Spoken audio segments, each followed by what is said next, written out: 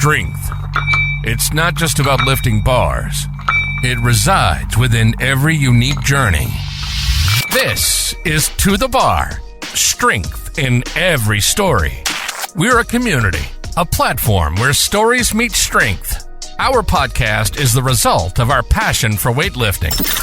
From the first lift to the last, we're here to bring you the latest weightlifting news, to unravel the intricacies of the sport that will make you want to grab a barbell and hit the platform. This is To The Bar, strength in every story. And now for today's show.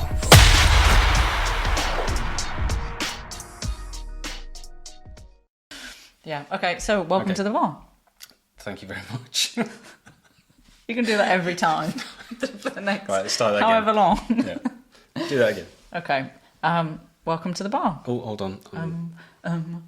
What am I holding on for? Because I wasn't in shot. I was twatting around. Well, don't twat around. Okay. I'm gonna say it again. Okay, welcome to the bar. Welcome to volume 3. Yeah, I think so, yeah.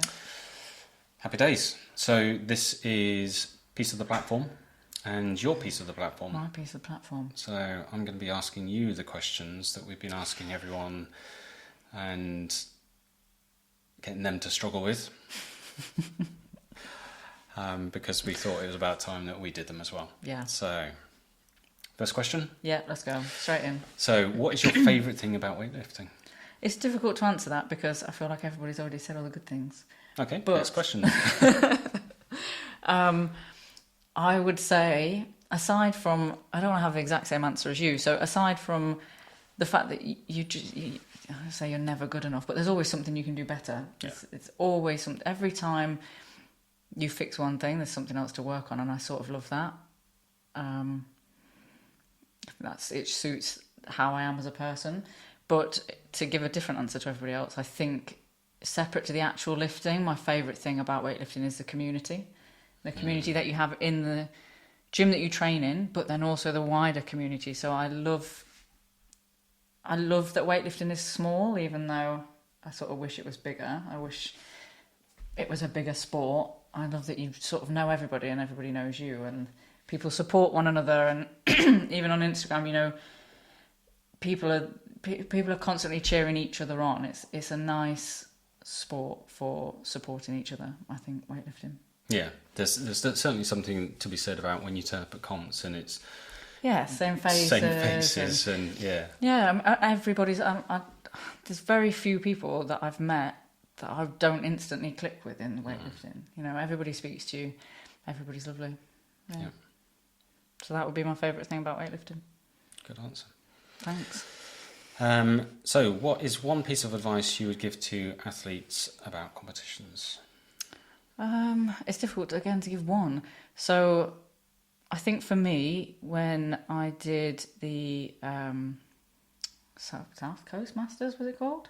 At Hampshire, barbell. Yes. The thing that helped me most with that one was the on the Saturdays, the sort of 4 or 5 weeks before, turning up to train like I would do at competitions. So wearing the singlet and timing my warm-ups and sort of, like you were saying, controlling the things that I could control. All of that sort of stuff. I don't know, it's a bit of a tough question, isn't it? Because I just want to say what everybody else has said and say have fun.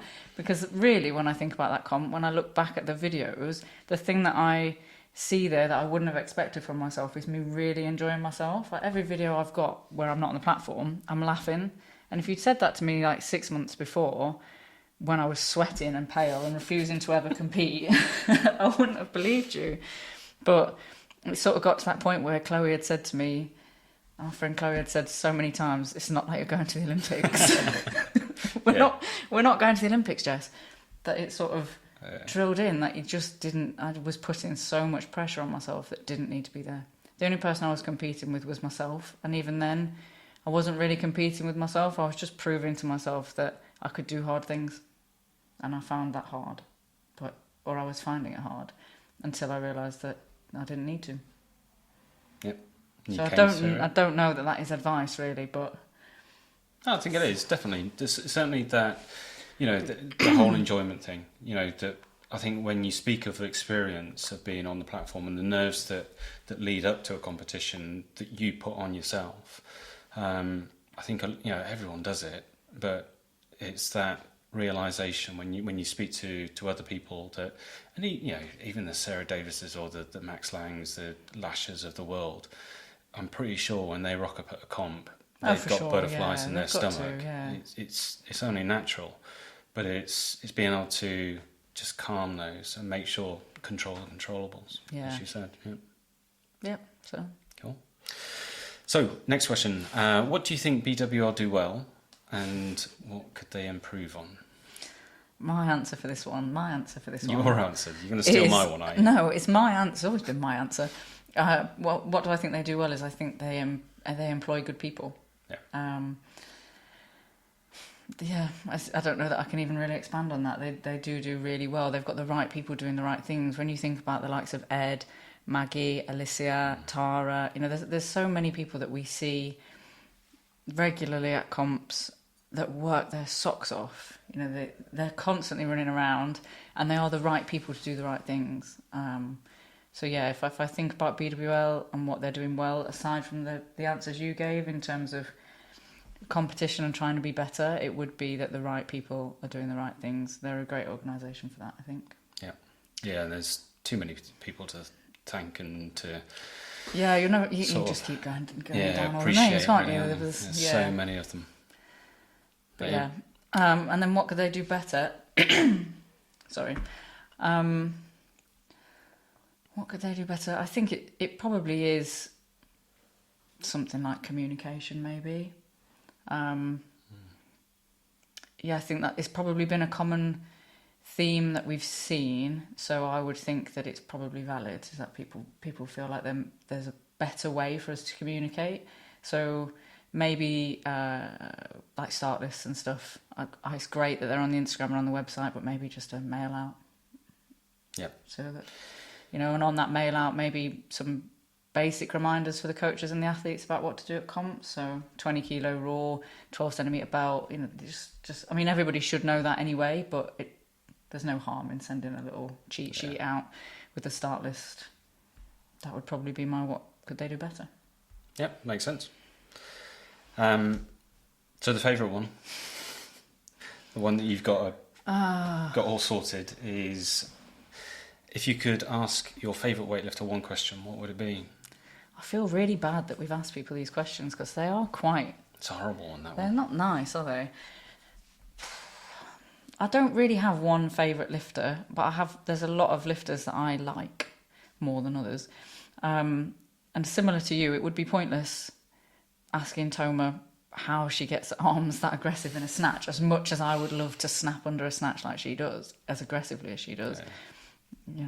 If she could give me that, she'd charge me for it and I'd just buy it. So I think I probably would ask Matty Rogers if I could pet her cats, because she's got millions of them and they're amazing. Yeah, she got loads. And that would be my one question. And so I would probably be saying that Matty is my favourite weightlifter. Cool. Yeah, and that's it. My piece of platform. Thank you very much. Cheers. Done. So that's it. That's us done for Piece of the Platform. The next couple of podcasts are going to be sort of more around the worlds that are just around the corner.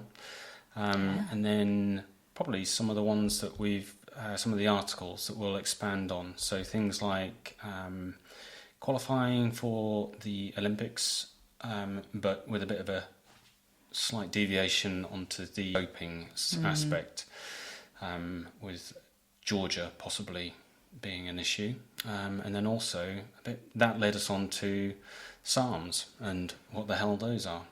So look out for those. Yeah, lovely. All right, we'll see you next time. Cheers. Bye. You've been listening to the Bar, strength in every story.